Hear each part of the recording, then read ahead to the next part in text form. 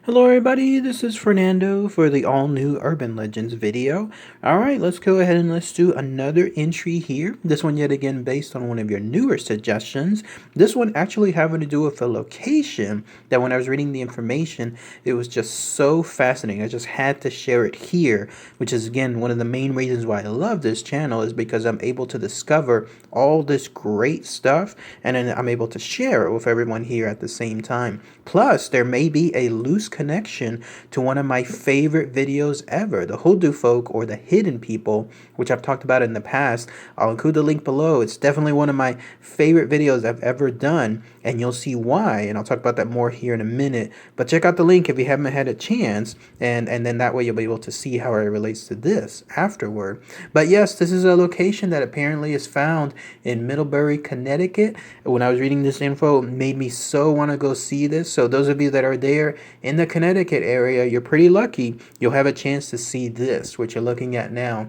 It's known as the Little People's Village. So let's go ahead and let's talk about all the fascinating info associated with this location. And also, unfortunately, as fun as it was finding out all this info, it turns out that there's a twist associated with its true meaning, like what it really is, as opposed to the urban legend surrounding it. I'll save that for the end.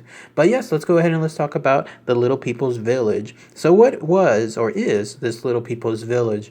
Well, again, it's an area that's tucked away in the woods of Middlebury, Connecticut.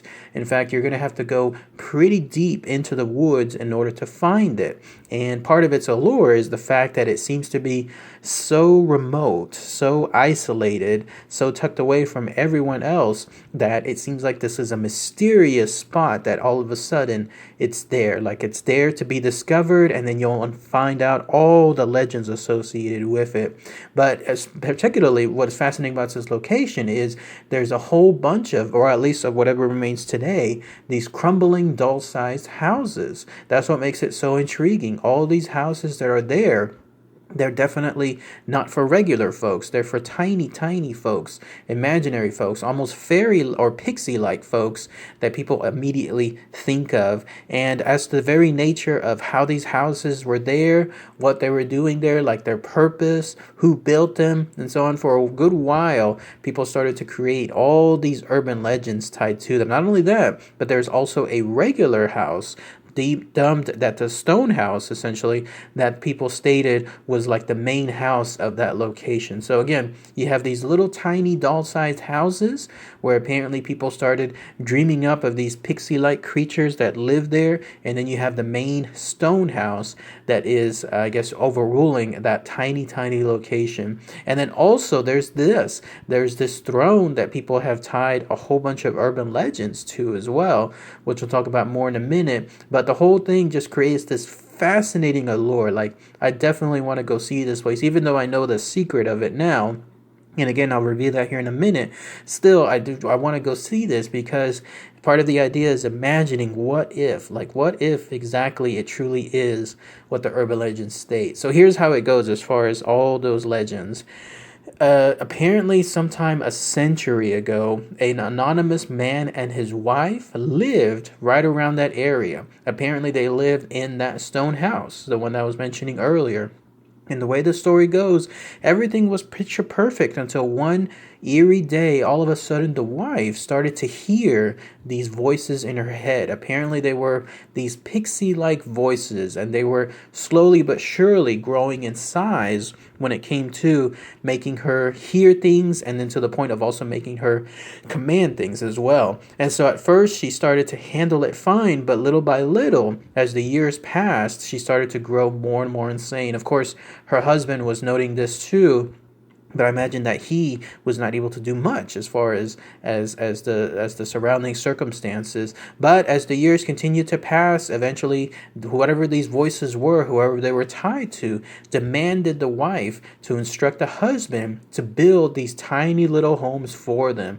And so, no doubt, trying to accommodate the situation and trying to make sure that he could resolve it as best as he could, he created this tiny village filled with all these little homes. And then that way, it would hopefully subside her madness. Unfortunately, though, the way the story continues, once he did that, it seems like he fulfilled his usefulness, and then that's when these tiny voices commanded the wife to kill him. In fact, the way the story goes is you're looking at this. This is apparently what's known as the throne. And the way this throne works, it was built for whoever ruled that tiny village. In terms of the tiny people that lived there, imaginary folks, these pixie-like folks, they had someone that was in turn commanding them. And so when that throne was built for that mysterious entity, then that's where this throne is today. And apparently once he sat down on that throne, as he was commanded to by his wife, then and who in turn was commanded by whoever ruled that tiny village, and that's when she ended up killing him, and then who knows what happened to her afterward. That's why this throne is apparently cursed. Anyone who sits on that specific spot is cursed to die within 7 years. So no matter how healthy you are, no matter how well your circumstances are, once you sit on that throne, because of the aforementioned tragedy that just happened, then within 7 years, then you will die. And so that's definitely something that people apparently whisper about in terms of that location. Another story, or at least another variation of the urban legend of how this tiny village was built, goes like this. Apparently there was an anonymous man, who knows how far back, that lived within that area, in particular, that stone house that I was mentioning earlier. And he too, for whatever reason, started to hear all these voices, these tiny voices of these pixie-like people who were commanding him to do things. And so once again, in this version, he decided to build all these little houses based again on their commands. And then once he was finished, he fulfilled his usefulness, and then he ended up killing himself. And so either he built that throne again for whomever was commanding the little people, or he did it for himself. But either way, he was in turn dead after the end of this urban legend too. So ever since that time period that people started whispering all those secret tales about this location, once they came across this, other things that people started to add on was there's these hauntings that are associated with that area. So how about that? 2 in 1 when it comes to not just an urban legend, but a ghosts and spirits. But the way the story goes is because of the tragedies tied to this location, either by the deaths of the man and supposedly the wife, or in this case the other man, then this area is haunted, not just by them, but also by the spirits of whoever these little people are. So if you go to this location specifically to try to find it, you will find it, but you'll also find these other little things surrounding you. And apparently, if you linger there long enough, you too will be able to start hearing them. Unfortunately, that's bad news for you, because once you do so, then that's it. You'll be plagued by their insanity in terms of all these voices that'll slowly start creeping into your head. You won't be able to escape them, and then you too will essentially fall into that same path that both the woman that I mentioned in the urban legend and then the other guy that I mentioned as well, you'll fall into their same path of insanity. So take your chance, take your risk whenever you go see this location, as intriguing as it sounds. Apparently, if you start hearing those little whispers, you better get out of there as soon as possible. Even then, apparently, it's risky on its own going to that location. That's because I think it's either private property or it's deep within some sort of private property. Kind of like it's public, but it's still within that private property area. I was reading how some people that visited it stated that it's way out in a remote section. You have to traverse not just a bunch of fields filled with apparently ticks. That's a big no-no for me.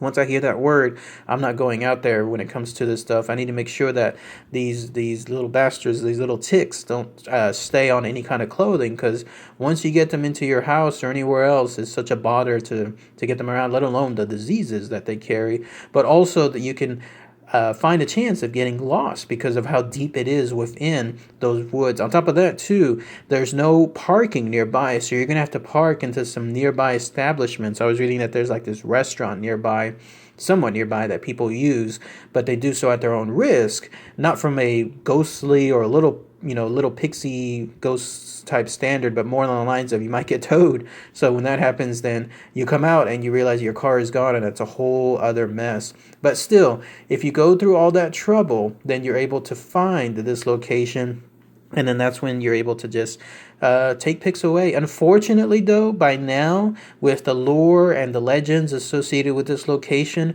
so much of it has been destroyed over the years, not just by the weather, but as always by people, all these vandals, people that just try to take all these little pieces of these little homes and then take it with them, or just outright just destroy them, just to be just to be assholes, essentially. And when that happens, then the housings, the little houses that people saw over the years, have been gone more and more. And so if you go to this day, I was reading on one website, apparently there's only just one left, one single tiny house, and even then that's essentially almost gone. And then that stone house, the one that was again the origin of both the husband and the wife, and then the guy in the other story, that too apparently is down to just like one wall or maybe two walls, and that's it. So if you go there to this day, you might have a chance of seeing it, but at least still do so at your own risk, only because of all those other factors that I mentioned.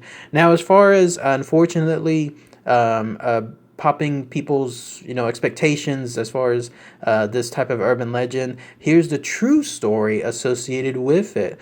This was not an area built by a couple and a wife that went insane, nor was it built by a guy that also went insane. Instead, it's this. Apparently, it was an attraction that was tied to a trolley line that used to be part of an area that's there now that's called the Lake Quasi Amusement Park. So this is a huge amusement park that's there, and apparently sometime in the past they had something commissioned. I couldn't quite tell if this was part of their amusement park or if there was another entity, another corporation that decided, I'm going to build something nearby to take advantage of that amusement park. Either way, though, there was this trolley line that used to connect between the two. And so people would go from that amusement park over to this location. I couldn't quite tell like what the original name was when it was operating, but people would go from there and then visit this unique little location filled with all these tiny homes. So it was, in essence, all it was when it was built was just part of an amusement park. That's it. It was just part, just like anything else, like Disney World or Disneyland or Universal Studios. All those unique structures that you see, that's essentially what this was. But somewhere along the way, Lake Quasi Amusement Park decided they no longer needed it, or that it was just shut down on its own. And so when that happened, this village was just left as is. It wasn't demolished. It wasn't taken away to be used at other places. It was just simply forgotten, for lack of a better term. And so when that happened, then that's when the rest of the environment took over. And I'm pretty sure once someone else discovered it just randomly on their own, and that's when they realized, what is this place? They must have never heard of it. And then that's where the creepy urban legends started to come about. People would say that there was something else tied to it. The aforementioned suicides, the little voices that people hear there, the ghostly hauntings, and so on. But in actuality, I hate to burst everyone's bubble, but it was just essentially part of an amusement park. And then that was it. What you see now was essentially tied to your average Six Flags. And then it was just abandoned afterward. So interesting stuff, no, when it comes to this type of information, how one hopes that it's something fantastic, and part of an imaginary world, like a fantasy world. And then now when you hear this, you realize that it was really just part of a corporation and it was just left as is. So if anybody has any more info, then anything else I might have missed as far as this little amusement park / area involving these Little People's Village, then please post those comments below. Anyone happen to have the good fortune of visiting this location? If so, it'd be great to hear what your experience is. Maybe if you took a bunch of pictures, maybe if you sense anything along those lines. I can't always rule out that there's not going to be something haunting on there, but still, the idea that maybe there could be something, I would love to hear what others' experiences are too. Also, as I mentioned earlier, it's tied to one of my favorite videos, the Hoodoo folk, because imagine that if it truly was that there was these little tiny things, invisible as they are, but they were there communicating with people, then that's where you would see here, because the Hoodoo folk, that's what people would do. People would build these tiny homes, usually within an area, some isolated area in their pastures, or they would imagine that it's built within the actual rock structures giant rocks and so on. And so they would leave that area alone or build a home for these invisible people, tiny invisible people, and then that way it's their way of saying, yes, I know you exist and this is your area, and so here's a gift for you. And then that's where it would stay. These Hoodoo folk would stay as is. So imagine if that's truly the case here. Imagine if there truly is these Hoodoo folk that just happen to live here, and then that's where you see these tiny homes. One can imagine, but still hearing the other stuff, it kind of bursts your bubble. So all right, everyone, thanks again as always. Take care. Bye.